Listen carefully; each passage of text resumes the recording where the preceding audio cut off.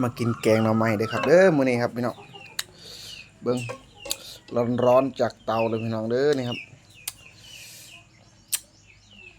สีสันน่ารับประทาน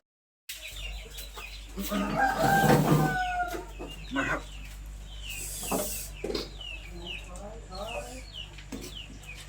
แกงหน่อไม้ครับแกงหน่อไม้ใส่ไข่มดแดง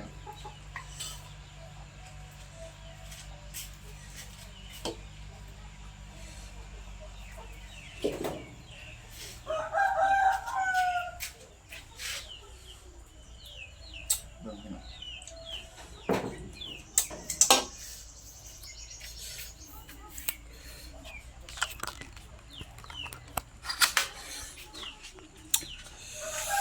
สีสันน่ารับประทานมากเลยมาเด้อครับมากินน้ำกัน